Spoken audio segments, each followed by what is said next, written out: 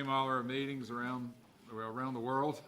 It's on YouTube as well, so if anybody, whatever you say is out on the public record, so just want everybody to be aware of that.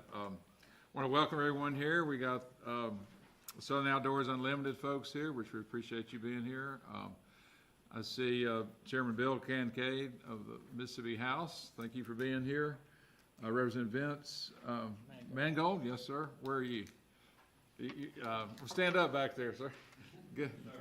We appreciate you coming, and great to have you all here. Any other guests that we missed? Legislators or anyone else? We have on the phone our two other commissioners, I think. And we may have lost them here. I'm here. That's Leonard Bentz, and Gary Rhodes is on there. So they were just confirmed by the Mississippi Senate just recently. So congratulations to the two of you. We're glad that you made the cut. And then also want to mention Dan Hughes was a friend of many of ours, a friend of mine I knew from growing up when I was in junior high school, and he passed away, and they're having his service right now as we speak. And so we'll pray, and then we talk about him a little bit later. Yeah. Well, first let's Russ Wallace, would you please open us in prayer?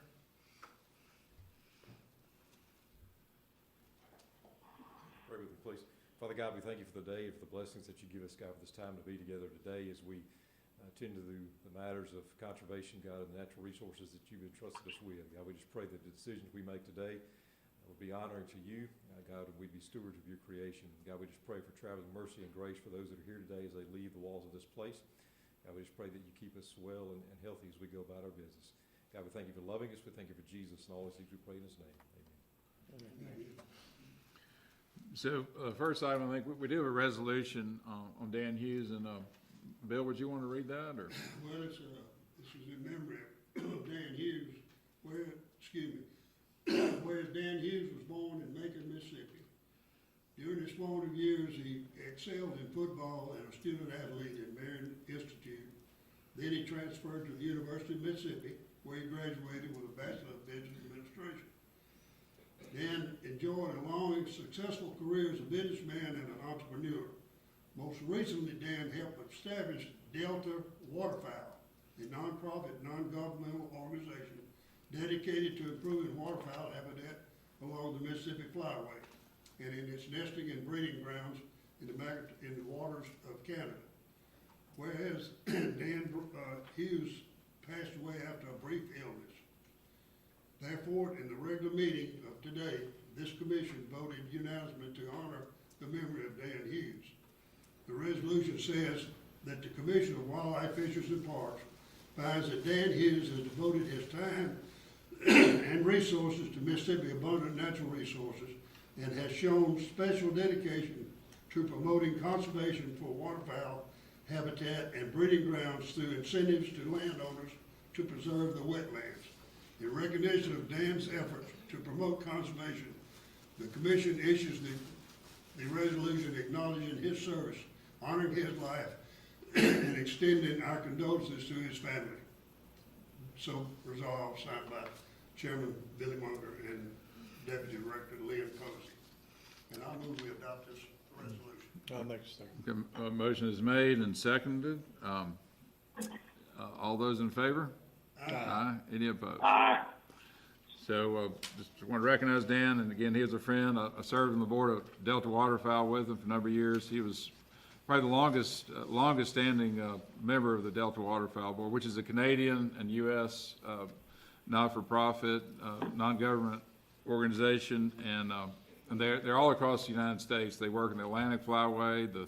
Now they started in Canada, working on this Mississippi Flyway, but then they work in Pacific Flyway, Central Flyway, and this agency has also supported them through duck stamps over the years. But Dan's been very instrumental in that. He come every year to make the presentation, and of course we give them money through the money we receive from duck stamps. So we'll miss it. He's a So, yeah, we'll miss him, and we'll just celebrate his life, and our condolences go to his family. The next thing, which is kind of a positive thing, Liz and Dan's, we celebrate his life, but we want to celebrate Southern Outdoors Unlimited. And the Conservation Award, really, I guess Commissioner Coopwood sort of came up with that a few years ago, and I don't know if you want to tell them about your vision for that. Well, we just have so many sportsmen and outdoorsmen in general across the state that have added so much to, conservation and our way of life, and I just thought it would be nice for us in the department to salute these special individuals, every now and then, and that's what it's about. Just sort of tip of our hat to them. So Southern Outdoors, I've known really everybody on the board, for a while, and have watched it, come together, and it's had a very close partnership with this agency, and really appreciate you guys and others that have worked with you for all these years that have done so many wonderful things for special needs kids and others. And I think maybe we have a video. Well, we get the multimedia up. And then I thought maybe after that I'll come up and we'll present the awards, if that works.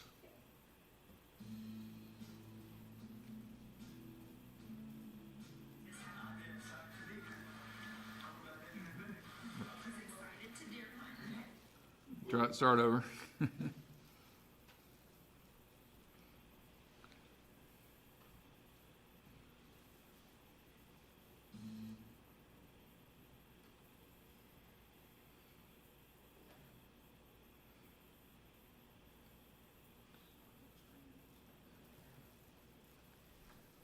Technical issue for the video.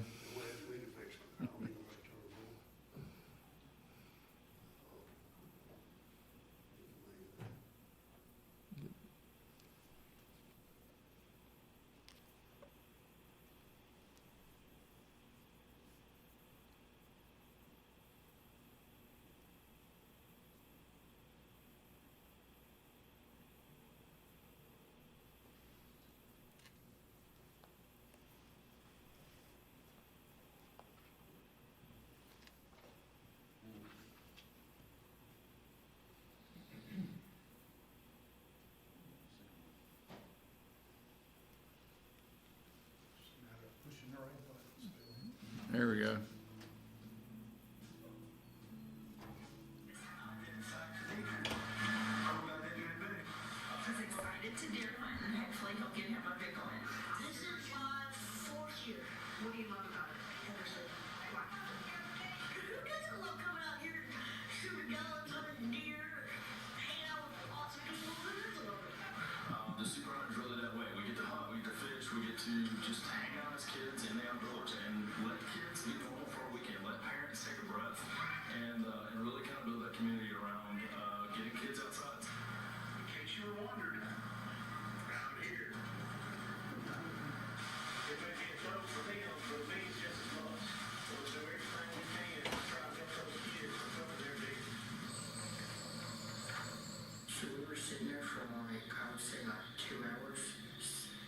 Nothing, and then after the binoculars up, and two deer walked out. We watched them for like 20 minutes. They started to get a little bit skittish. So I decided to shoot one. You said one to the left? Yeah. Alright, good. Get on it.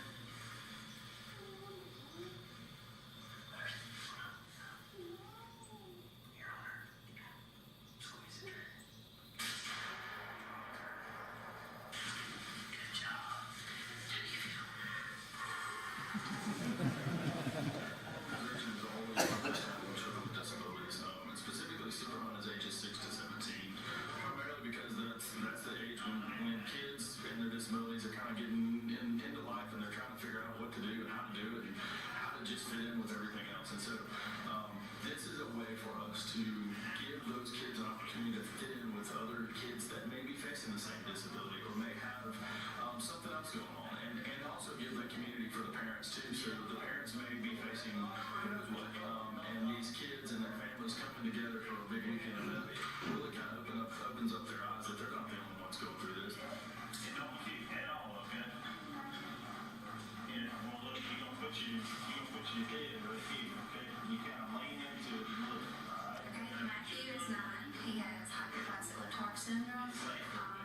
ventricle, so he's been through 5 open heart surgeries and 9 heart casts. He will need a heart transplant his teenage years.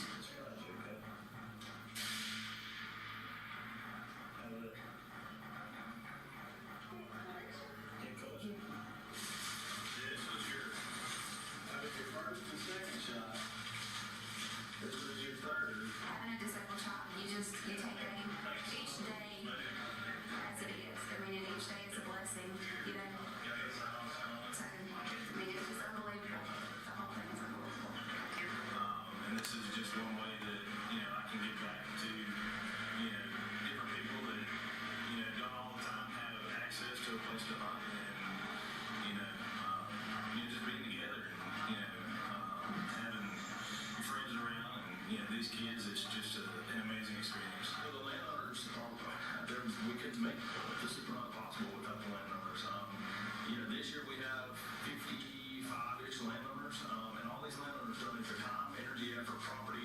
They open up their homes, they open up their camps, they give up the entire weekend, and it's the weekend before youth season, so that's granted by the Mississippi Wildlife Fisheries and Parks Commission to us to allow the kids to get out there. So these landowners are doing it before they take their own kids. Tell me how it felt to shoot that big old deer. Good job, buddy. I want to say, are you excited? It makes you appreciate all your blessings that you've got. Basically, a lot of times you take things for granted. This kind of puts things back in perspective.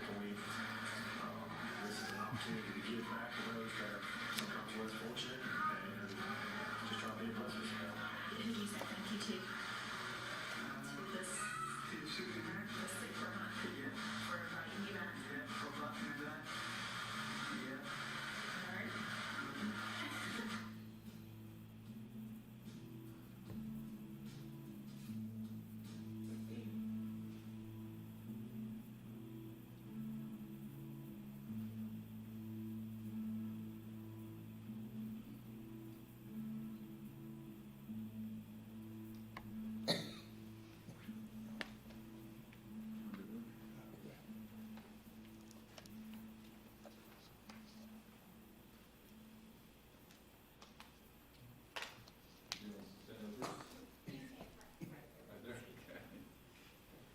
Now, we really appreciate, what the stories. I know, I guess, Mike and Tony Heath is the one that just passed away? Yeah, I'd love you to tell the story about him. I want y'all to tell it. Yeah, we participated in it, our land, with our folks, and it's such a blessing to do that. You see these kids and their families, it's really the whole family comes, the mothers, the fathers, and they appreciate it so much. It's heart-wrenching stories, just good stories. When you see these kids, they've got a lot of challenges, but they have such fun and such an experience to do something that they couldn't normally do. We do have an award, each of the board members individually, but we know this is for your whole board, your whole group, the vision that y'all have had and what you've done is tremendous. And I know you just did a turkey hunt, super hunt, and of course the deer hunt every year. So I'll present these to you, and if y'all want to say a few words afterwards, Sheridan and Mike, you got some hats, Hats for everybody, So everybody needs another camel hat. y'all come up and I don't know, she'll take pictures of each y'all, but first, Alan Lumbauer. So it's a conservation award again. This is, you guys are a rare company. Will Primos was the last one, Cuz Strickland. And,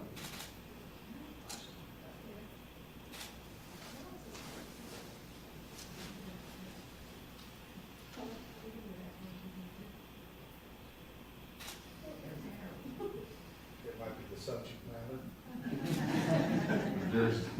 anyway, thank you so much. Yes, thank you very much. Think what y'all done. Van, again, this is a big order. I know you're an officer, but Yes, sir. thanks for all your work with it. That's how you do it. And Mike Jarvis, Mike and I worked together for many years, building cell towers and other things, so we go way back. It worked for you. And Caleb Smith, known him for a while too, and congratulations. Against you to do very good, I'll tell you that. So, Alan, what do y'all want us to say, what your vision over here, or is that okay? Thanks, If sir. he walks, if he doesn't hear, is okay? Doesn't matter, I can go there. I'll talk about the organization first, and then I'll let Mike come up and talk about Heath, but, Talk about Heath. Southern Outdoors Unlimited actually started as, MDWFP kind of combination with NWTF. It was an NWTF Wheeling Sportsman event back in 2006 when it originated. And Joe Wood had the vision back then to take kids and get them in the outdoors, and it really started with Bass Pro and going there, and then that kind of morphed into the Foundation for Mississippi Wildlife, Fisheries, and Parks, kind of taking that over early 2010, 2011, 2012. Big partnership with the Mississippi Department of Wildlife, and back when I was employed by the Department of Wildlife, we got involved and we kept that going and kept it going over the years, and then it became the Super Hunt when the Foundation for Mississippi Wildlife, Fisheries, and Parks took it over.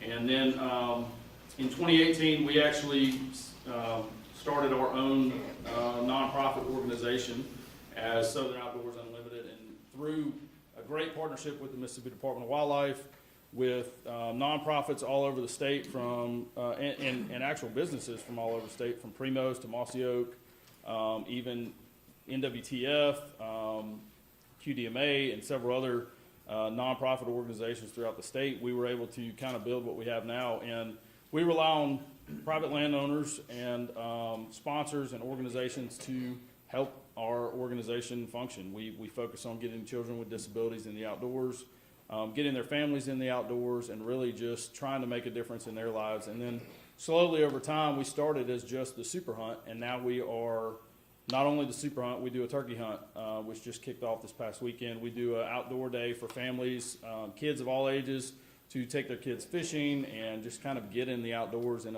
a family-friendly environment. And then we also do our Super Hunt, and then we do a banquet as well. And then most recently, we started an alligator hunt with the help of Ricky Flint and the Department of Wildlife. We've been able to take numerous kids who are a little bit older, who have maybe aged out of some of our other hunts, alligator hunting. So it really has broadened our spectrum of opportunity for the children that we can take hunting. So I'll let Mike or Van or Caleb or anybody else get up here, but if they want to share a little bit about Heath or anything else going on. I can't share anything about Heath. That just last week, it was a pretty rough week for me. So I'll jump in there. You saw the memory at the end there was Heath Horn, and every year you don't know if this is going to be their kid's last hunt or last weekend or last event. And the landowners, you know, some of you guys are landowners in the room, and some of you officers and wildlife guys and biologists and everybody's kind of helped with this event over the years. And so you meet these kids, you build these relationships. And Mike was the landowner for Heath, and he'd gotten to know the family real well over the years. And year after year after year, you may lose a child here and there because of their disability, and this just happened to be what happened with Heath this year. He'd been battling since December.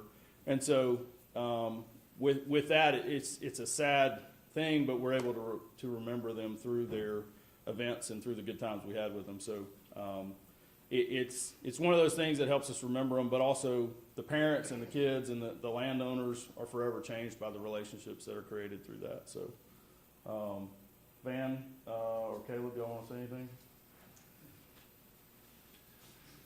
Yeah, my name's Van Waits, and I come from this a little bit different side from these guys. From the landowner perspective, I have a little boy with Down syndrome and loves to hunt and fish.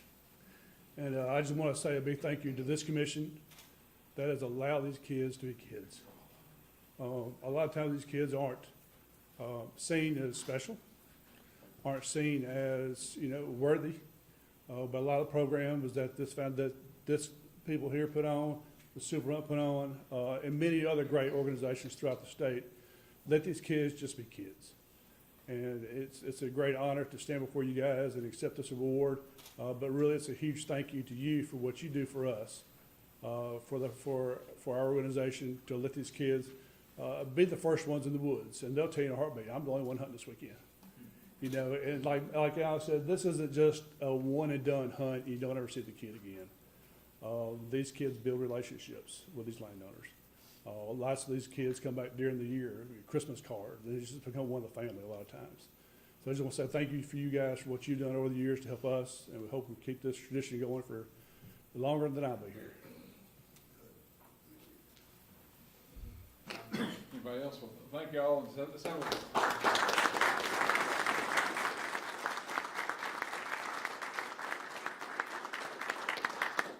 guys are welcome to stay for the rest of these. I think she wants to get a picture of all four of y'all.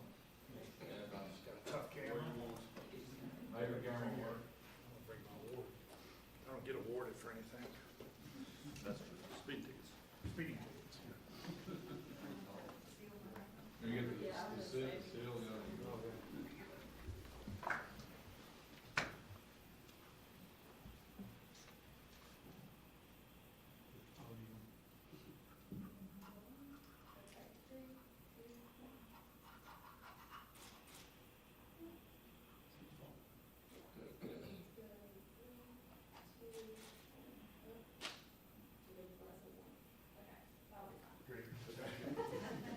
Thank you, guys. Appreciate it. Let us know we can do to help. Thank you very much. Appreciate it. Thank you, guys. Thanks for the help. Yes, sir, there's some extra ones up here. Thank you very much. Thank you, Mr. Cookwood. Congratulations.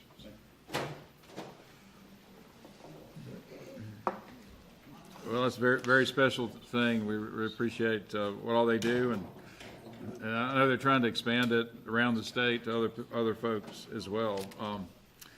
Now for the meeting agenda, the first item is the minutes of the February 21st. Mr. Chairman, I have read the minutes and I move that be approved as read. I'll make a second. Motion made and seconded. All in favor? Aye. Any opposed? Aye. Okay. Thank you, sir. Today's agenda has been set forth. Are there any changes or additions? Okay. We have a motion to adopt the agenda. I make that motion. I'll make a second. All right. Motion made and seconded. All in favor? Aye. All right. Any opposed? Okay. All right. License sales. Jason Thompson.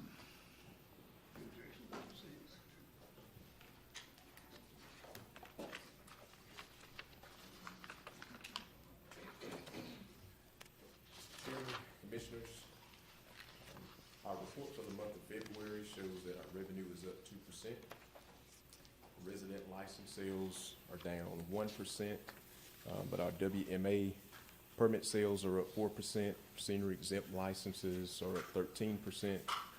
Duck stamps are up 7%, and the apprentice license is up 9%. Non-resident license sales are up 5%. That's $450,000 more than last year. And revenue from non-resident spring turkey permits are up $65,000 compared to last year. The all-game license sales are up 5%, 7-day all-game 11%, and the 3-day all-game up 9%. In our permit category, the numbers are down 1%, and lifetime licenses compared to last year down 6%. At the bottom of your comparison report, WMA app downloads for FY22, we have 11,745, 8,907 are iOS users, 2,838 are Android users. We had 46,120 to set up for auto renewal this year versus 45,701 last year. And license packages, 24,402 sold this year compared to 11,800 last year. So you said that the non-resident spring turkey permits is up 65,000? 65,000, and that's due to the increase in October where we changed it from $25 to $50. Okay, so it's $50 now. $50, yes, sir. That's great. Any other questions, or? Don't ever complain about the non-residents. No. They finance this. They do. Look at it, they don't want to pay the bill. Commissioner Rhodes or Vince, do you have any questions? Could y'all hear Jason? No questions here. Okay, No questions. all right. Are there any public comments? Nobody had signed up or anything? Nothing? No public comments? Okay, wildlife, Russ Walsh.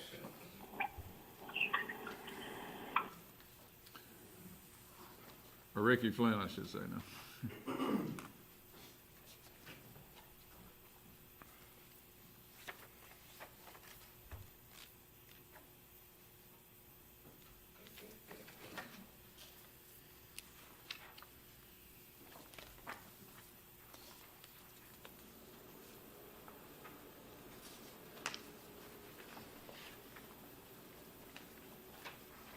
While he's getting the screens going there, thank you for the opportunity to be here today and present to you first the season report for the 2021 alligator season. You have the report there with you. And I'll start out with a little introduction. The public waters season, the state is divided into 7 geographical hunting zones across the state. You see them depicted here on the map. We have a drawing process. Everything is done electronic and online. In 2021, we always take since the last 6 years now, since we implemented this new drawing process, we take those applications in the first week of June. It's an electronic process. They go online. It's a free application with the exception of a $2.39 electronic application fee. Then we do a drawing through a third-party entity. That drawing takes place on June 14th. All the winners are notified by email, and they have a 48-hour period to acknowledge the winner and purchase their permit. At the end of that process, we look at the number of permits that have been sold, and we assimilate another second drawing to fulfill all the unsold permits in each of the 7 zones. Again, emails go out to those winners. That's replicated in 48 hours, and we usually wind up overselling or trying to get as close to the total number of permits that we allocate.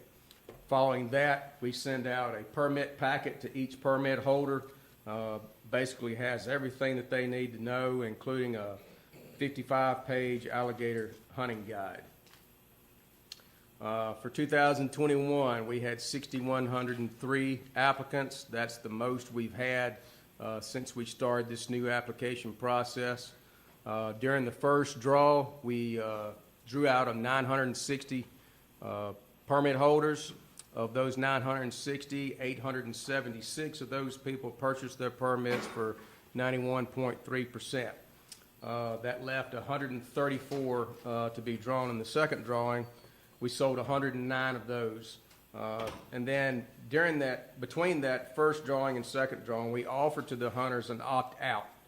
And what this does is this affords a person the opportunity that if someone very close to them that's in their typical hunting party got drawn during the first hunt and they really don't want to have another permit, they can't deal with more alligators than what they already have, they have the opportunity to opt out, and that takes their name out of the hat essentially and allows other people a better opportunity to be drawn in the second draw. So a total of 985 permits were issued for 2021. This depicts the number of alligators harvested. In comparison to the year previous, 2020 is the green line, 2021 being the red, by 1 foot size classes from 4 foot to 13 feet. Total harvest 776 alligators, and you see average length total is 7.78 feet long. And then you see an average for those alligators over 7 and under 7. That is because the bag limit allows them to take 2 alligators. Only one of those 2 can exceed 7 feet. So we keep up with statistics on all the alligators over 7 feet as well as those under 7. So the average length for those over 7 feet was 9.84 and those under 7 feet, 6.04. Something that the program has tried to organize through this management is that we somewhat protect adult females. And that is done by the 7 foot versus under 7 foot. For the vast majority, most of the females that are harvested are going to be juvenile females. But according to the surveys and the reports that everyone submits to us, which is a mandatory report, by the way, they have to do it, it's online, we attain all this information that way. But only 27% of the alligators harvested were females. So that's a good statistic. This is a very good statistic here that I was explaining to Commissioner Coopwood just before the meeting got started. This looks at the averages of the alligators over 7 and under 7 since 2012. And the thing that this tells me is that we are not over harvesting alligators in the adult size class, not so much in the under 7, because most of these hunters are trying to catch an alligator as close to 7 foot as possible without going over 7. So they're naturally going to be harvesting alligators about 6 foot. So I'm not as concerned about that. But in the adult size class, over 7 foot, it's very consistent, 10 feet and just about 2 inches or less variation all across the year. So what I'm seeing is that regardless of how many alligators we take every year, there's still the same abundant number of alligators in that size class, and the average is staying about the same. So to me, that tells us we're not over-harvesting in that adult size class. They still have the same opportunities every year. This graph shows you the number of permits sold going back to 2014, the number of people who are participating. Participation is quite high. It's around 86% for 2021, which is extremely good for most of our drawing hunts. To get 86% participation is great. Of those 86% people that participated this year, 78% of those harvested an alligator. And then another interesting statistic is the caught and released. Alligator hunters catch alligators when they go.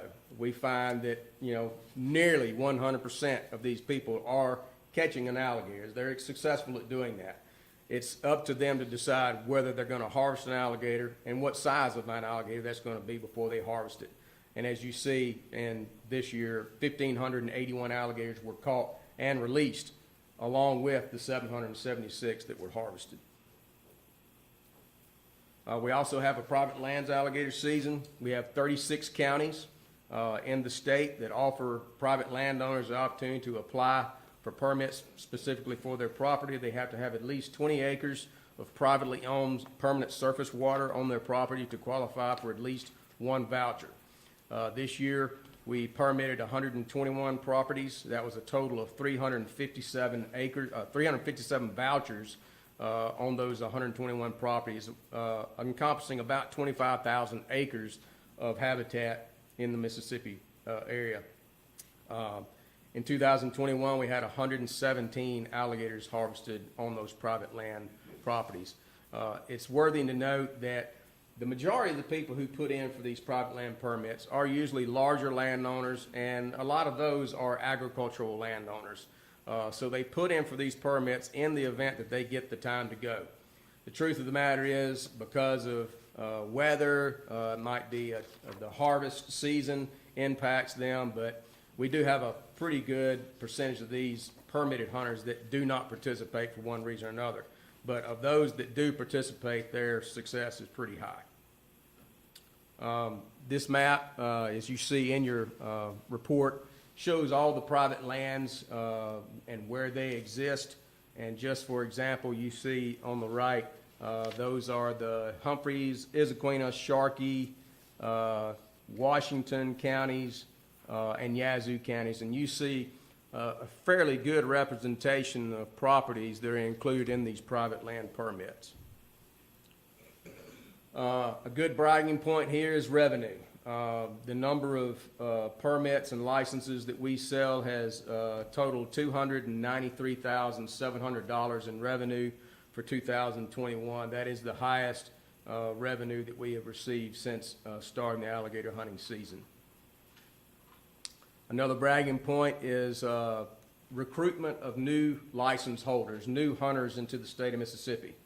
I started compiling this information years ago after encountering so many people out while we're checking the alligator hunters at night, and seeing people that are talking about, you know, hey, this is my grandfather, or my grandmother, or this is my wife, this is our caretaker, this is my grandson that has never been hunting. They've never been a part of a hunting activity before, but they've come out on this alligator hunt and they think this is the greatest thing they've ever done. And so trying to look back and find out how many of these people who bought alligator hunting licenses was it their very first time to buy a license to the department. And as you see, on average, about 6.19% of our hunters are first-time customers. So we're very proud that we're bringing those people into the outdoors. With that, I will summarize the admin rules 5.2 and 5.3, 5.2 being private lands alligator season, and 5.3 the public waters alligator season. There are no significant changes in the rules. In 5.2, we're clarifying that all lifetime license holders are exempt from the $25 alligator hunting license. We do the same thing in 5.3. We also clarify that the training course is now offered online only.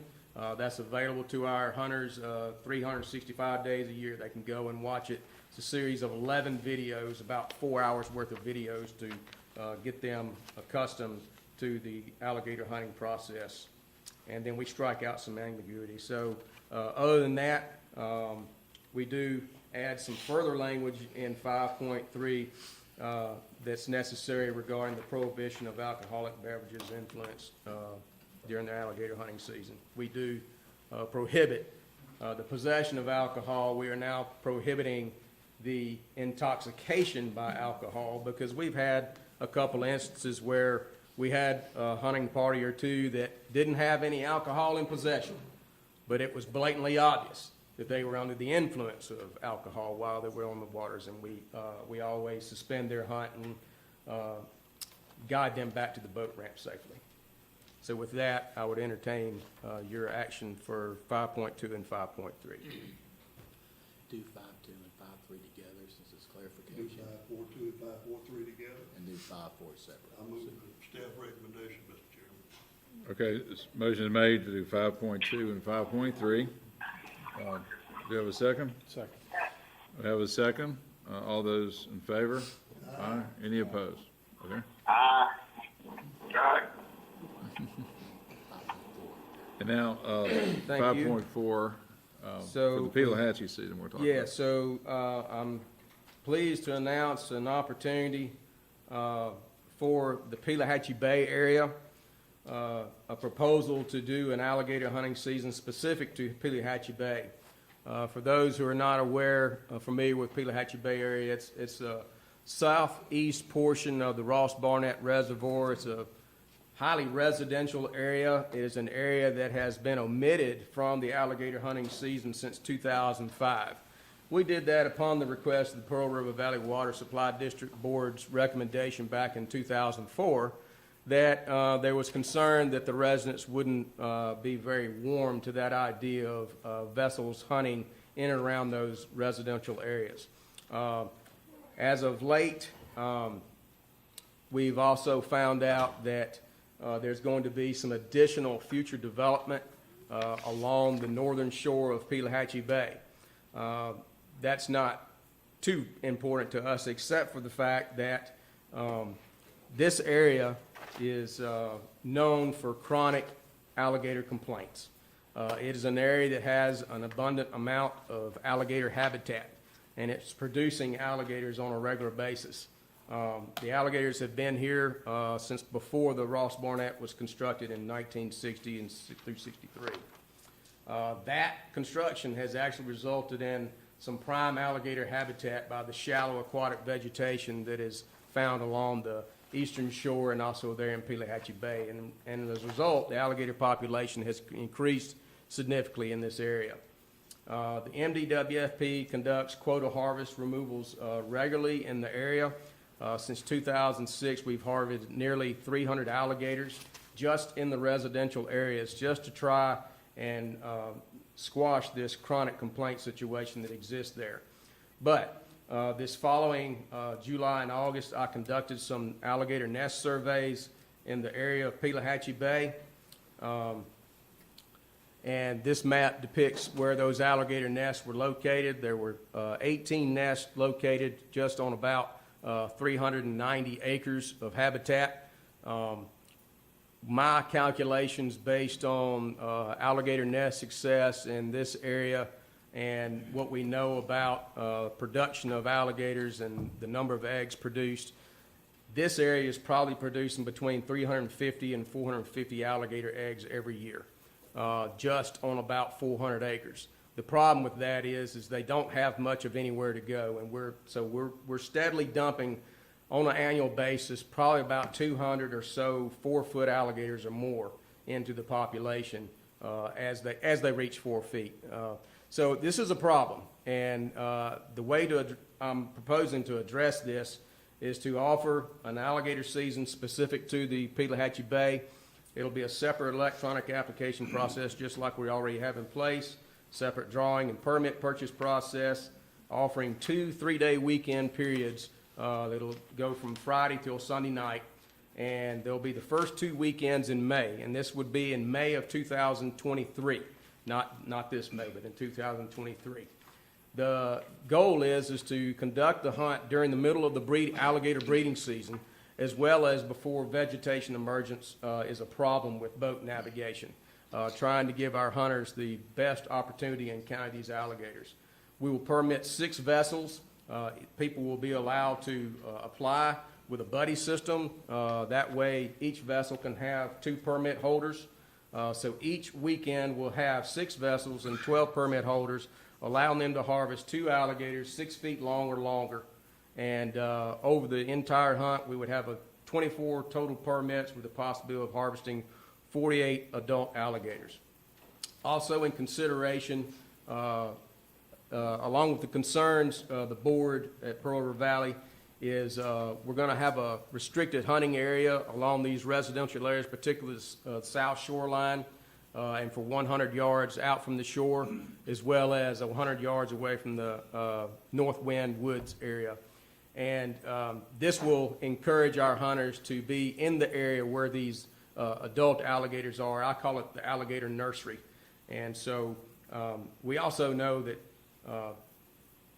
the way the regulations are set up, it would be safe if we allowed the hunters to go into these residential areas. The problem is there's a perception about firearms being discharged and things like that. And there's also the problem that these people live there and they really don't enjoy having spotlights shining in the backs of their houses all through the night for all weekend. So, and it really doesn't benefit us anything to go into those residential areas with our hunters, because the problem that we need to deal with is out here where the vegetation and the nesting habitat is. With that, I would take any questions that you might have. The only addition I would add to that is we are going to reduce the permit cost from $200 to $100 per permit, given that it's a very limited opportunity. So everything else will be the same. We will also restrict that all hunter access has to come through one boat ramp, which is Pelahatchie Shore Park. That way we can be sure we have good close interaction with all the hunters while they're out there. With that, I would entertain your questions or a motion to accept Rule 5.4. Any further questions? I move staff recommendation on Rule 5.4. Okay. Second. Motion made and seconded again. All those in favor? Aye. Aye. Any opposed? Aye. Aye. Okay, thank you. Thank you, sir. Thanks, Ricky. That's, Thank you, Commissioners. That's a great new opportunities for folks, and it's like it really helped on population control there. There's going to be a lot of excitement about this new opportunity, and we'll see how it goes and reserve the right to adjust it accordingly as needed. Thank y'all. Thanks. I think Senator Chad McMahon came in there. We appreciate you being here, and we got a couple of House members and a senator from Mississippi Senate, so we appreciate y'all being here. And Thank you for your invitation. good to see you. So we're going through the agenda. We're in the middle of wildlife. This is Russ Wolf, Director of Wildlife. Thank you, Mr. Chairman. Hey, Gary or Leonard, can y'all mute your phone? What did you say? Can you mute your phone? A little road noise is coming in.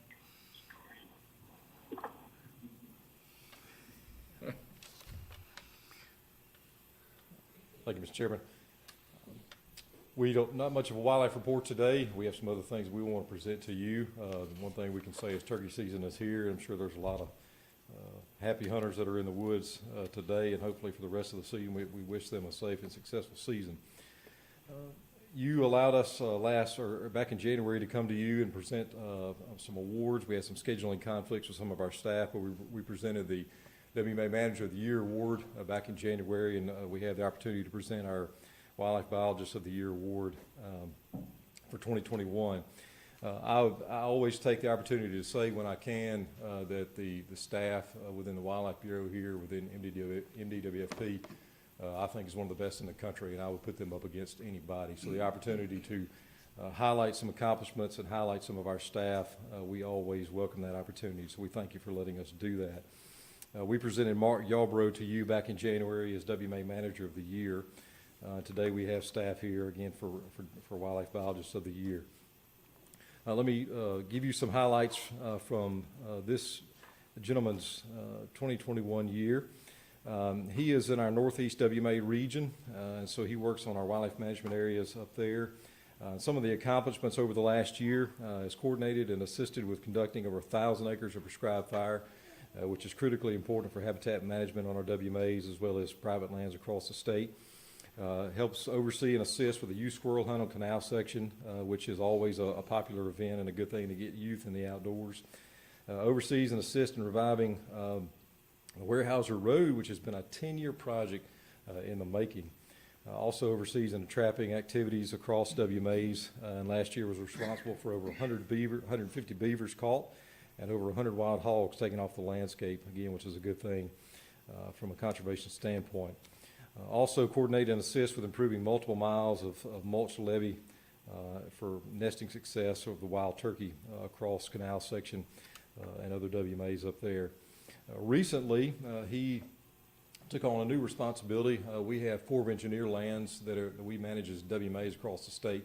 Our previous biologist that handled all of the budgeting and all of the paperwork and all of the reporting for that retired, and so Justin had a keen interest in doing that and certainly is capable of that. So he took on all the responsibilities of handling all the Corps of Engineer paperwork, all of the things that go along with that, which is a big lift within it itself, in addition to his normal responsibilities. And he's done a stellar job with that. He was nominated by his peers, and we certainly concurred with them for this award for him for 2021. So I present to you Mr. Justin Hughes for the 2021 Wildlife Biologist of the Year. Justin, if you'll come up.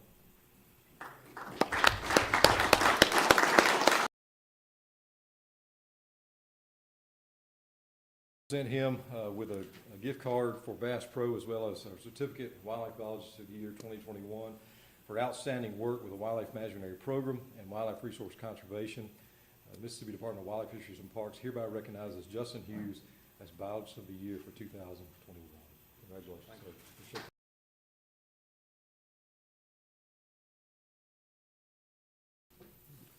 You can get a photo. Yes, sir. All right, the next presentation we'd like to make today, we have a family with us that is one of our own, Ned Palmer and Kim Palmer, and their family with us today. We'd like to make a special presentation to them. As public servants, particularly with this agency, we face a lot of controversy and tough times, long days and long nights, and sometimes we kind of lose our focus.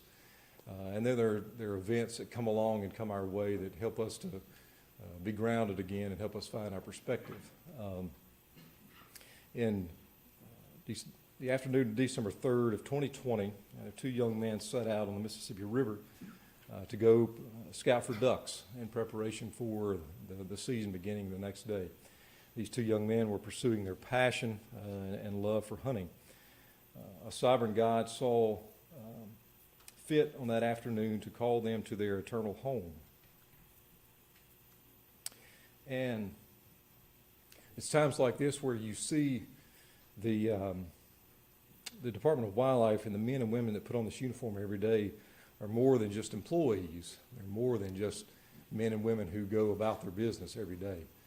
These men and women are family, and in times like this, they rally around each other, and they realize how much they need each other, and they realize that more than anything else, we stick by one another, and we are family.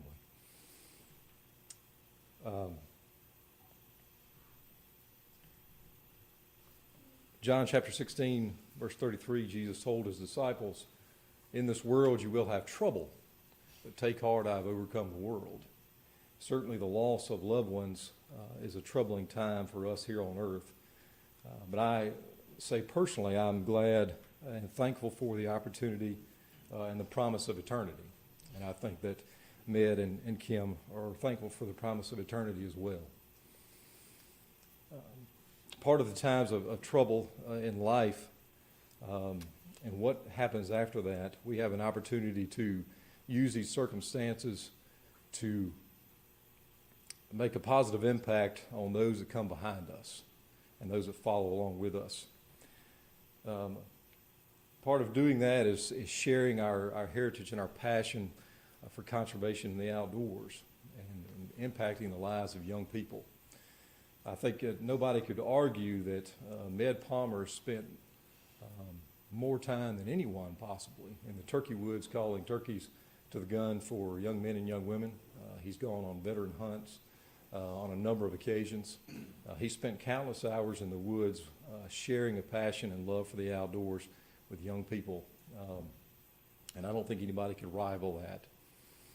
In the days following what happened in December of 2020, our staff had discussions of how we could do something in memory of Gunner and how we could honor the family of Med and his Med Palmer and Kim and their family. And we discussed every year we have the annual Youth Waterfowl Camp, which is a very special event and a very special time. And so our staff discussed renaming the Youth Waterfowl Camp in honor of Gunner Palmer. We were unanimously in support of that, and we visited with Med, and they were certainly welcoming of that. So today we want to make a formal presentation, a special presentation to do just that. So I'd like for Med and his family to come up here.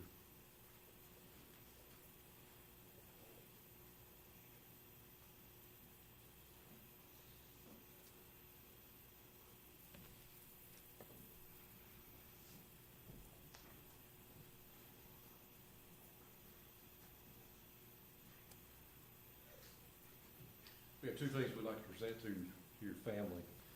One is this plaque that renames the Waterfowl Camp, and something else we want to present for that. I'd like to read this for you. Be it known, the future of wildlife conservation resides in the youth of today. The Mississippi Department of Wildlife, Fisheries, and Parks hereby dedicates the Gunner Palmer Memorial Youth Waterfowl Camp in memory of Gunner and in honor of his family. May this camp be a platform for young men and women to become passionate hunters and dedicated conservationists. March 2022.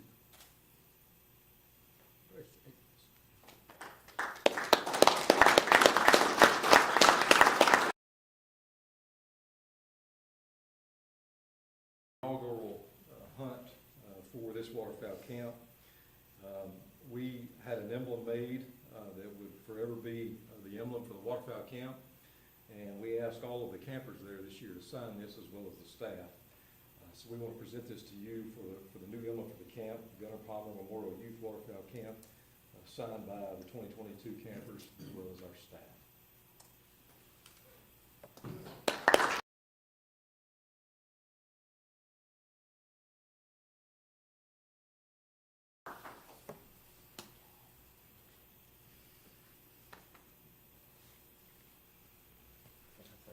Absolutely. 15 years ago, I got hired with the agency. And I tell people, for the last 15 years, I worked for the best agency in the state of Mississippi. And I mean that. I've always meant it.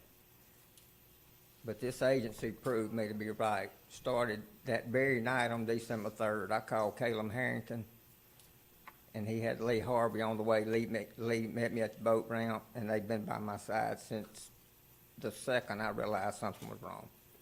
And y'all just don't know how much I appreciate everything the commission's done, and especially my co-workers. Russ and Amy was on the water, biologist, Ricky, I mean, everybody in the wildlife, and everybody in law enforcement. I mean, they literally watched Gunner grow up. I had a job where those guys got to meet Gunner. Actually, Gunner helped me and Adam Butler trap turkeys one time. But I just want to thank the agents for everything y'all have done for me and my family. It means a lot. And my family, too.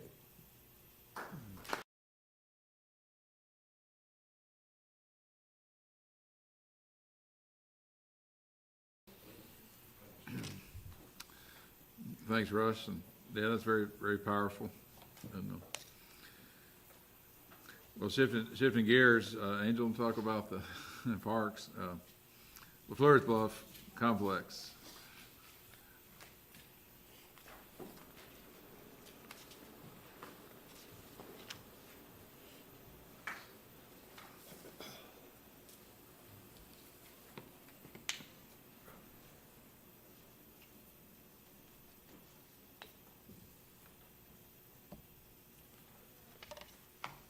All right. Thank you so much, Chairman, Commissioners, Mr. Posey. Thanks for having me here today to give an update on the Education and Tourism Complex. As you know, we opened the best playground in the state of Mississippi, December 9th. We've had a lot of happy faces since that day. Lots and lots of visitors and children. So to date, we've had over 35,000 visitors, which is pretty incredible. And we were awarded the best new addition to Jackson by the Jackson Free Press. This past Monday, we had our largest day, over 1,900 visitors just on Monday, so the first Monday of spring break. So it's going to be a busy week for us. So good things. Just wanted to share a few reviews with you. Just great feedback. People are enjoying the park. They're saying, you know, it's beyond amazing. The park is expansive and well planned, spectacular. We had an unbelievable experience. Job well done, Mississippi. And best day ever from a 4-year-old, of course. So having a really good feedback. So we're moving on, and if you've been by lately, we've moved on into Phase 1B. So this will be the Den and Spotters Adventure Trail. And so this next phase of construction we're hoping to have complete by June 14th. So we'll see. So you can see here in this picture by that main sidewalk here in the center of the picture, we've removed our retaining wall. And so then this is some drone footage for you, getting an aerial view. And you'll see this sidewalk will have a complete oval sidewalk. To the right of the screen there, you can see the pad set for the outdoor amphitheater we're calling the Den. And then the interactive walking trail will actually be up where the golf cart is currently, the path kind of up to the left top of the screen. So we'll be doing that. And I got one more shot for you so you can see. So it's moving along real quick. It's going well. We'll see if the weather will cooperate. So the Den, this is going to be, like I said, an outdoor amphitheater. It can be used for concerts and special events. Students can come out there and have, you know, a picnic. Teachers can have lessons. And here's some other conceptuals just so you can see, having a concert in the evening, symphony in the park, sunset in the park. So we're brainstorming all kinds of fun events. So once we get this done in June, we hope to maybe launch some really fun events in the park over the next year. And then we'll have Spotters Adventure Trail. So this trail will connect the Museum of Natural Science to the Children's Museum. It'll have interactive exhibits along the way, has really great wayfinding signage, And it'll have different, like there's gonna be a bear den and an interactive maze that kids can play. And one of my favorite things is there's gonna be these conservation stations along the way, talking about the animals along the Pearl River. So after this, once we complete this, we'll go ahead and, let's see, we're gonna move on to phase 1C. And at the end, you'll have a whole spreadsheet that shows you all the phases. So phase 1C, we've received some recreational trails money to bring the museum connector trail in. So this is the trail that runs from downtown Jackson, and so that will connect to us, it'll connect into the park. And so it connects to a bunch of different museums and then to our parks. And so we've had a lot of great feedback connecting all of this together to the city. Then we'll move into phase 2, and that's going to be our joint entrance. And so this will start to happen sometime probably towards the end of the year. And it'll be that one joint entrance for both museums. At this time, the current gatehouse will be moved back to a more centrally located area. Our bathrooms and concessions will be renovated. And so additional parking, we'll have drives resurfaced. So lots of great things happening, just so you can kind of see where we're going. And then the third phase, the bridge over Lakeland. So we'll see if we can get there. I'm sure we will, maybe by retirement. So we'll see. We're working on it. So a pedestrian bridge that would cross near the ball fields in connecting the entire museum district. So you have our 2 museums, and then it would connect to the 2 museums on the other side of Lakeland. So we'll end with the most important part, and of course, this is just for y'all. There's an 11 by 17 in your binders behind tab 6. This just gives you an overview of the different phases. So phase 1A has been complete. We're in phase 1B. We'll be moving into 1C and then 2 and 3. Everything through phase 2 has been funded. Phase 3, the pedestrian bridge, we just received word on Friday that we have received $1 million. We're fingers crossed, it's going to the president's desk to start planning the bridge. So we're really excited about that. And it's great to know that everything through phase 2 is funded, and we've got the $1 million for the bridge. So there's lots of really great things going on at the complex. And I just want to thank y'all for your continued support. So if you have any questions, I'll take them. That's a federal highway, right? Well, that's where you gotta get federal. The DOT funds is what we're working on, so. Okay, that's all I got. Thank you all. Thank you. My 3-year-old grandson, we went there last week, and he had a good time. Good, I'm so glad. Did you go down the slide again? I let him go, I didn't go. Okay. I don't want to smush the child. Andre Hollis, talk about the other parks in the. Yes, sir. Yes, sir. Good evening, guys. The summary report for state parks for the month of February. The overnight revenue for February 2022 was $726,713. Compared to last year, February, $451,978. So we had an increase of $274,735 overnight revenue. The day use revenue for February of 2022 was $51,273. Compared to last year, $43,590. So we had an increase of day use revenue of $7,683. The gross monthly revenue comparison for this year was $777,986 compared to last year for the month of February, $492,779. So we had an increase of $285,207 of gross monthly revenue. The gross revenue comparison for the year, starting July the 1st to February the 28th of 2022, was $6,260,055 compared to last year at the same time, $4,840,365. So right now, the gross revenue is up $1,419,690 from last year. Any questions on the revenue before I move on?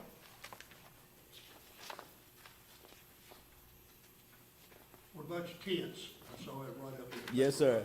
I thought it was a great article they put in there. We was on the front page of that. We did our ribbon cutting on March the 7th over at Clarko, and we probably had 40 to 50 people that attended that. And I wanted to say thank you to Chairman Kincaid for being over there in attendance. We had a really good time, and the tents looked great, and we got a lot of interest. We had 51 reservations just for the month of February. And the guy told us they came down from Nashville in North Carolina, said we already got over 120-some reservations so far, and we just started this January the 6th. So we're excited about the interest of the tenters. So they really doing well. Well, we got them in 6 parks? No, so we got them at 8 parks. 8 parks. We got them at 8 parks, yes, sir. And all of them doing well. So far, no issues. So we're excited about that. Yes, sir. And we really don't do anything. Only thing we doing, they give us. Furnish the land. Yes, that's it. Yes, sir. So, they take care of all the reservations, and, when the people get ready to check in, they come out and check them in and everything. So only thing we doing is getting a percentage of it. So it's working real well. So.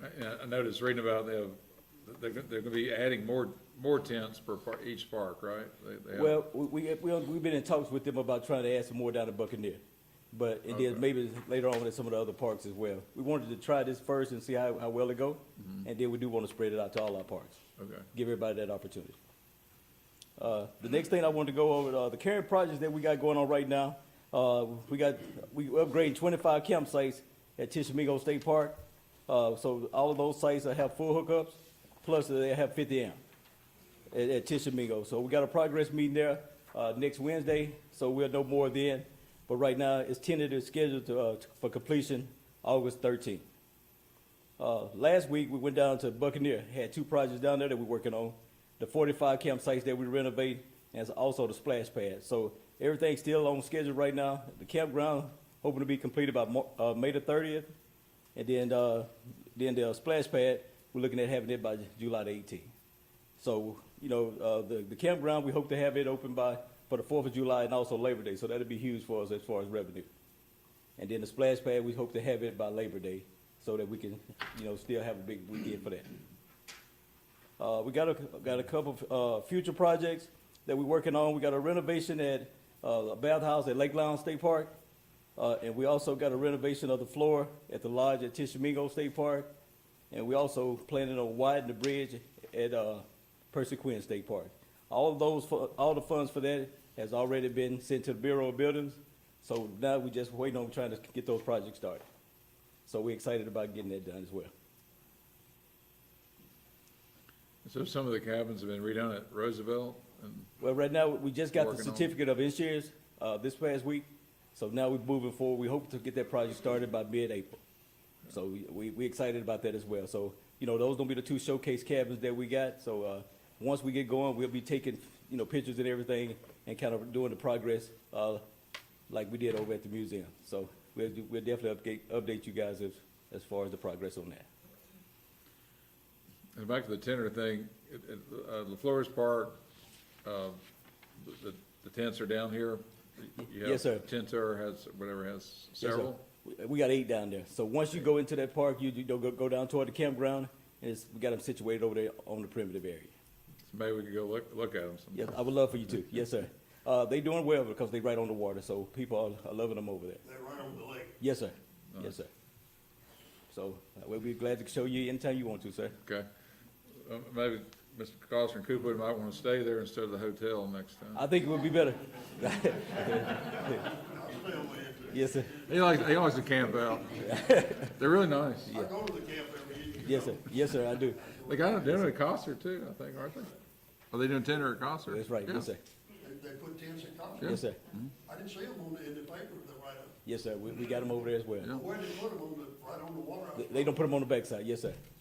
Yes, Yeah, sir. kind of isolated, kind of private area. Yes, sir. Yeah. So we're excited. No, those things, that's a great program. Yes, sir. Y'all are really, a lot of vision to do that, really nice Did you job. see them represented again? Yes, sir. Yes, sir. Like I say, I think it's gonna be real successful. He said he'd been up to the Friends of Costa. Yes, sir. He was up there. Yes, sir. And they said everything went great. He did a great job up there, so we appreciate that as well. That was on Sunday. Yes, sir. It's like the parks overall are getting a lot of usage. I mean, it's the usage, the revenue, everything's really. Yes, sir. really Right now, the upswing. revenue is really doing well. We look for the next 4 months to be really good as well. because, you know, I know the gas prices are high, but normally when that happens, a lot of people stay local. You know, they might not take the long camping trips, but they still will be coming to their local parks. So we still expect for a busy season. That's great. A lot of new upgrades coming too, sounds like. Yes, sir. And we're That's excited about fantastic, that. thank you. Yes, sir. Any other questions? Mr. Chairman, I've got a question at the appropriate time. Yes, sir. Go ahead, Leonard. Andre, this is Leonard Bentz. I was just trying to get a little update on the Buccaneer State Park food service. How's that coming? We went down and met with Mr. Keefe, and we came up with some suggestions. And we supposed to have had another meeting last week, but he had an emergency to come up, so we got to reschedule to try to finalize some things. So we hadn't officially finalized anything, but we are working on that. Thank you, sir. Yes, sir. Any other questions? Thank you, Andre, All right. appreciate it. Thank you, sir. Yes, sir. All right, Colonel Jerry Carter on law enforcement. Mr. Chairman, Commissioners, Director Posey, good afternoon.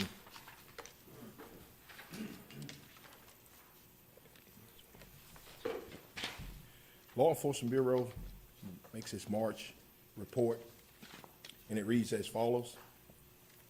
License compliance and checks for the month of February, there were a total of 212 citations issued. The top 5 were 55 for no license, 33 were for trespassing, 9 were for PFD violations, 7 were for unlawful possession, and 3 for no boat registration.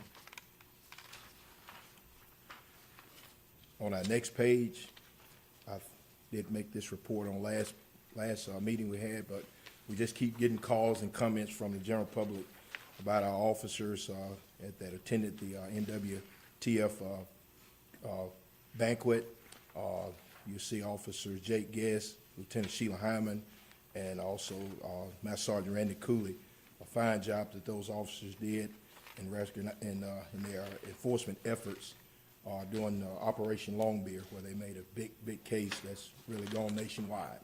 So continued congratulations to those officers. On our next page is Officers Williams and Officer Primos. These officers received a tip. This was in Forest County, where they received a tip of individuals hunting turkey out of season. And upon their investigation, they were able to apprehend the violators. The subject was charged with illegal dumping of wildlife, trespassing, unlawful possession, and killing turkeys out of season. In addition, there was a third subject involved in it. He was mainly the driver. He was the one that was dropping these subjects off. We're at this time looking for charges to put on him as well. But our officers did a great job based on the tip we got from an informant. We have checked with Turkey Federation to see if there's a reward that can be given if on a conviction for the information of this case involving these subjects. So good job for our officers on that. On our next page, in the month of February, officers assisted with the youth squirrel hunt events. According to Major Frederick, it was a good event overall on all the 5 sites of the WMAs, with approximately about 10 to 12 youths participating. From the reports that there were harvests of squirrels, so they had a good hunt in those areas. Our next report is our shooting ranges. It's our customer count from February the 14th through March the 13th, 2022. At McIver, we had a total of 267 customers. At Turcotte, we had 597.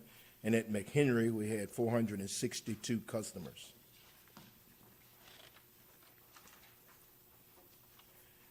And at this time, we'd like to bring forth 3 individuals that are requesting reinstatement due to revocation. And I will present these individuals at this time.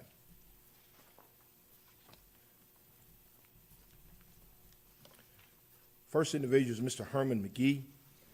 He was date of this violation was December 27, 2020. His date of conviction was February 24th of 2021. Officer had been receiving reports of possible vehicle shining lights. Was able to get a description of the vehicle. Thereafter, she got this Officer Smith in Lincoln County. After she received the description of the vehicle, or got a description of the vehicle, she initiated the stop, and in the process, the individuals tried to elude her by pulling off. Thanks to, she radioed ahead with Lincoln County SO Sheriff Department. The deputies were able to stop the vehicle, and she initiated her investigation. And at this time, I'll yield the floor to Mr. McGee to tell you all the rest of the story. Come forward, sir. It was getting close to the end of the season, and my buddies and me made the inconsiderate decision that we were going to go out and try to shine for deer. And well, we had shined on one, and it was, I guess it was in the same field that the officer was in. And whenever we shined on it, I actually had the gun, and I guess I got second thoughts about it, and I didn't shoot it. Well, as we eased up, I guess she was in the field. She said she was in the field. We never saw her. I guess she didn't see us turn off. She said we had tried to elude her. But in any case, the Lincoln County Sheriff's Department stopped us on 84 Highway as we were going back to the house, and I paid all my fines off, and I signed, and I forget what it was called now that I'm up here, but I signed something saying that I had done it, and I paid all my fines off as quick as I could. And believe me, it's been a year now since I've been hunting, and being able to prep for hunting for my nephews and stuff like that, and not being able to go with them has been killing me. So. You take the hunter's ed, that's what you're talking about? You took Yes, sir. How much money did it cost you? $2,500? Yeah, I think it was 2,400 and something. When it goes all over with. Too many deer in the daylight. Don't look for them at night. Yes, sir. But Yes, sir. I regret it. You can't ride around at night with a loaded gun. I mean, you're guilty if you do that. Right, yes, Why sir. are you out there? I mean, that's what you're. Well, I mean, we went out there with the intention for shooting a deer. Yes, sir. Had you done it before? Had I done it before? Never in that spot, but I had done it before. You're in shine for it, it's okay. I mean, you're not getting another ticket, don't worry. They're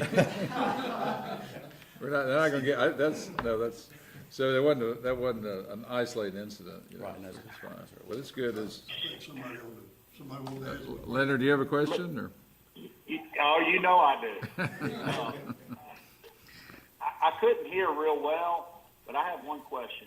Did he say he wasn't planning on shooting a deer, or did he admit that they were gonna shoot? He said, and let me paraphrase, he can't hear you good. He said that they were planning on the shining, and they were planning on shooting a deer, and he had second thoughts. He said he had the gun, but he had second thoughts, and so he actually didn't shoot a deer that night. But the officer saw him, and then the sheriff department stopped him. Is that correct? Yeah. Well, ask him for me if they saw one, would he have shot it? They saw a deer. They shined on a deer, and he decided not to shoot that night. It was actually in the same pasture that I guess the officer was sitting in. Yeah, they did shine on some deer, and but he actually didn't shoot that night. But because of the act of shining the light with possession of a firearm and all that, it constituted a violation. He was deer hunting at night, even though he didn't kill a deer. Right. I understood. Well, thank you for coming before us. You know, it's a good, we all make mistakes, all of us, so it's okay.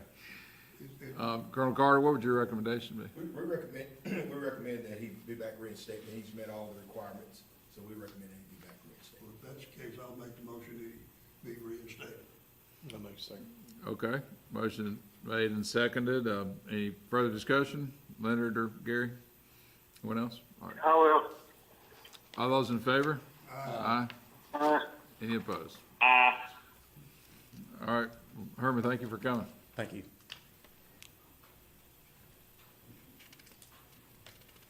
Next individual is Mr. Joshua Odom. This incident happened on November the 3rd, 2020. Officers Fulton and Officer Hall had received a call from some coyote hunters, stated they had heard some shots fired. With that being said, the officers started an investigation and interviewing of the subjects. The subjects therefore confessed to the acts, and they were both charged with headlighting, and Mr. Odom is here to tell you the rest of his story. One afternoon, we made a decision to go. We had been hunting all day. We decided we was going to go spotlighting in Kemper County. And I shined a deer, shot at the deer, went out there to find the deer, and I couldn't find it. I thought I'd missed, but Officer Fulton and them came behind and actually found the deer.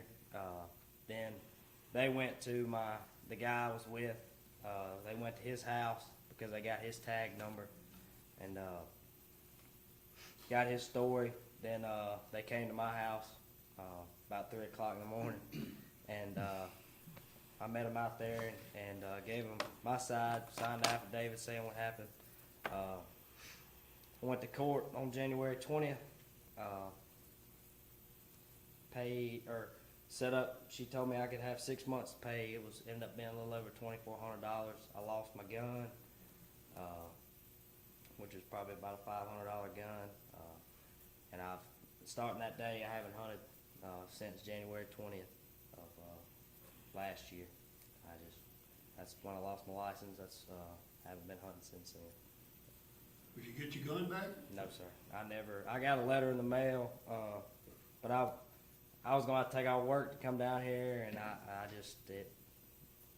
didn't seem worth it. But you can get it back. I can. I wouldn't. No, Oh, he can't get it back? no, I've sent him a letter, he's not getting it back. Okay, so you're not getting it back. So, But you paid your fine and you went to the school? Yes, sir. Yes, sir. I done my hunter's ed about 2 weeks ago. Finished that up and paid my fine. Yes, sir. And got it all. Tried to do everything by the book and get it done right as quick as I could. You learned your lesson. Yes, sir. Yes, sir. I did. So many deer in the daylight. Yes, sir. Everywhere. Yes, sir. I missed a lot this year. Not been able to take I got a 7-year-old nephew that take hunting all the time, and I didn't get to take him turkey hunting or nothing, but I'm hoping maybe this year we'll get to go. He's met all the requirements for reinstatement, so we recommend that he be back reinstated. I'll Okay. move that we reinstate. okay, we got a motion reinstated. I'll second it. And a seconded. All those in favor? Aye. Any opposed? Okay. Well, again, just like we're telling the other one, we appreciate you coming, and Yes, sir. Thank you. and yeah, everybody makes mistakes, but that's one that can have deadly consequences if you shoot at night and there's a person out there or something. Yes, sir. Thank you. Can't see what you're shooting at, really. Yes, sir. Mr. Jackson Vanderford. This incident happened in Choctaw County. Officer Adam Wright conducted a night patrol based on complaints in the area of headlighting in that area. Officer observed there was some illegal activity, that being of headlighting activity, initiated a stop, and came upon Mr. Vanderford, and he's here to tell his story. So we was out spotlighting for hogs, and we stopped at one field, didn't see nothing, started to creep off to the next one, and lo and behold, there he was, following behind us. He gets us, we get a $2,700 ticket for spotlighting while you're on the road.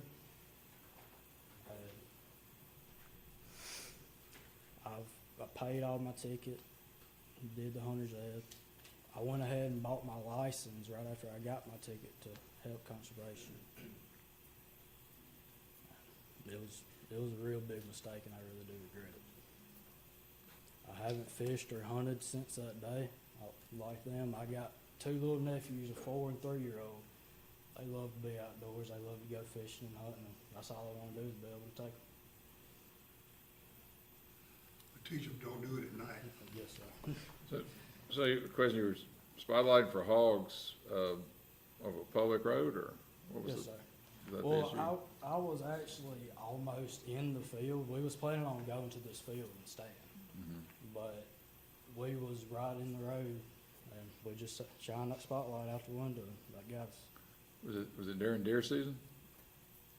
I do Yeah. believe so, yeah. Yeah, 27th of November. Yeah, so it was during deer, what county you in? Choctaw. Are there many hogs down there? There's hogs everywhere. Are there?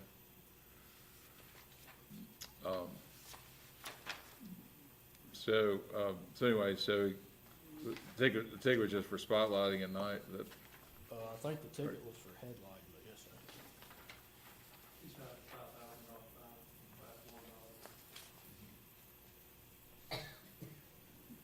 okay.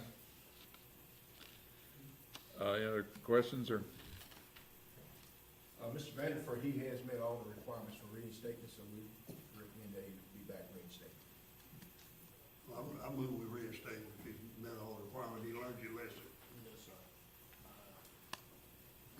Okay, thank you. All those in favor? Second. All those in favor? Motion made and second, all in favor? Aye. Any opposed? Okay. Thank you, Jackson, for coming. In closing, I'd just like to say a big thanks to our sheriff departments in these cases, some of the cases we mentioned earlier, and also to the general public that also informs our officers of all the activity legally that goes on in our state. They're a big part of our investigations and apprehending and catching these subjects and their violations. So we like to say big thanks to them as well, and continue to use that 1-800-BE-SMART. Call us if y'all know of any violations going on in our state. We appreciate it.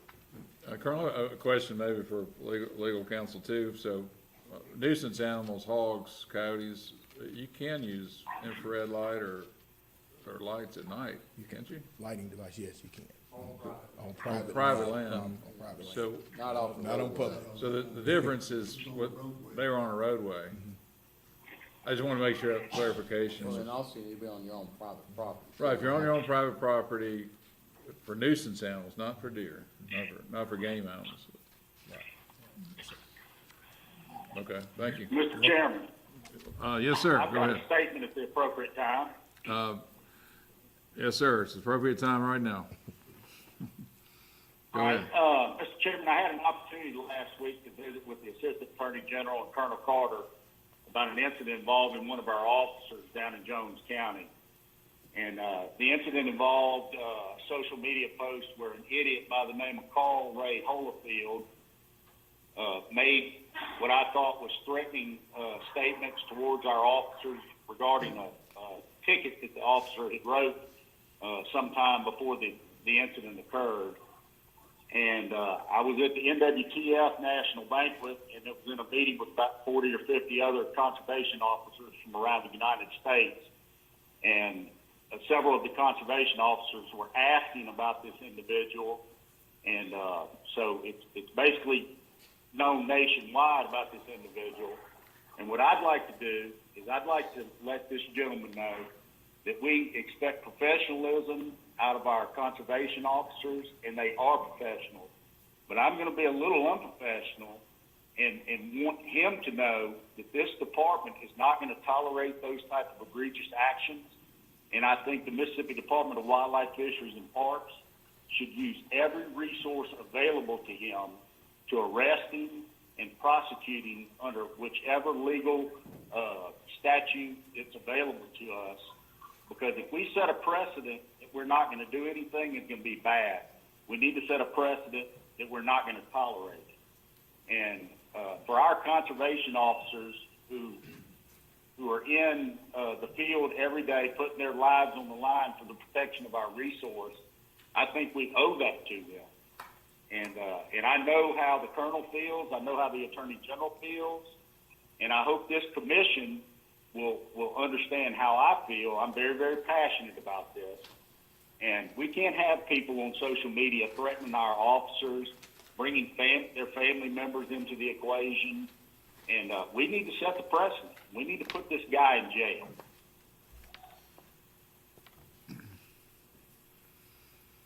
Okay, thank you for the statement. Any other questions? Okay, thank you, Leonard. Appreciate that. Thank you, sir. Thank you. Okay, so I think that's all the regular business of come before us. We have other business, looks like. Yes, sir. This is Matt. Matt Robert. Good to see you. Mr. Chairman, Commissioners, Mr. Posey, good to be with you. Appreciate this opportunity to note that this April in Biloxi, the agency will host the 50th Annual Wildlife and Sportfish Restoration Program Coordinators Meeting. This is a relatively small regional meeting, but the program, the Wildlife and Sportfish Restoration Program, I think contributes significantly, especially through the grants that we receive through that program, to the good work that we carry out here at the agency. As I said, it's a regional meeting, and hosting responsibilities rotate throughout the southeastern states on an annual basis, and this year is Mississippi's year to host. We'll host in conjunction with the Mississippi Department of Marine Resources and the United States Fish and Wildlife Service.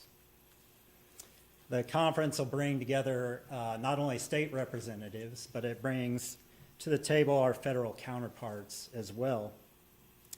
And primarily, in this case, those that work within the program from the grants administration perspective.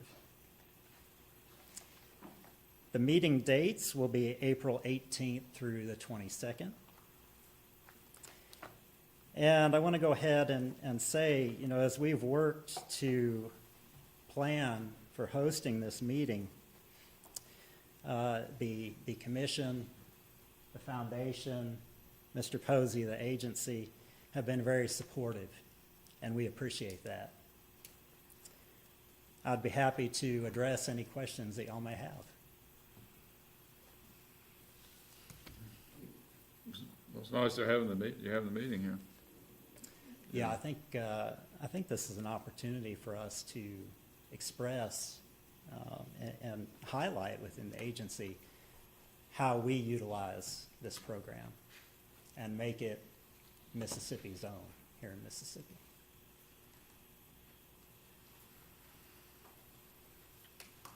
That's great. Do we need to do a resolution or anything, or just?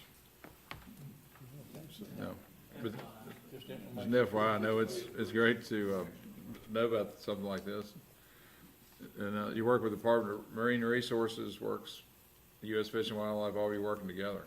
Right. This is really a celebration of that state and federal partnership. Don't teach them too much about the grant. We want to get as many of them as we can.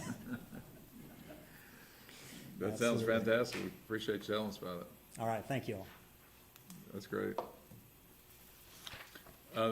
Next meeting in April, to be determined time, probably place, probably here, but we'll see. It's April 20th or 21st is the tentative dates at this point. So with that, do we have a need for executive session? Yes. Yes, there is a need for that So session.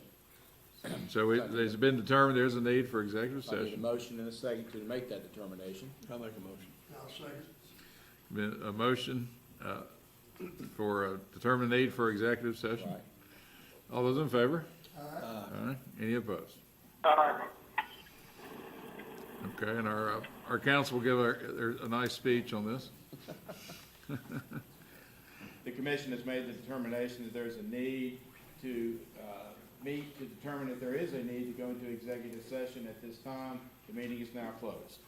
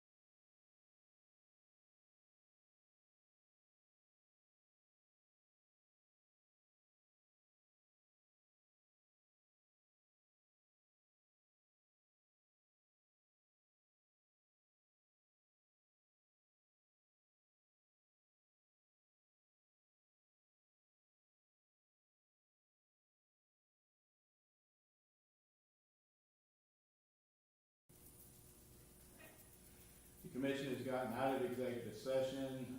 The only item of business that was taken up was pertaining with a land purchase, which was approved, and the matter at the commission meeting is now closed.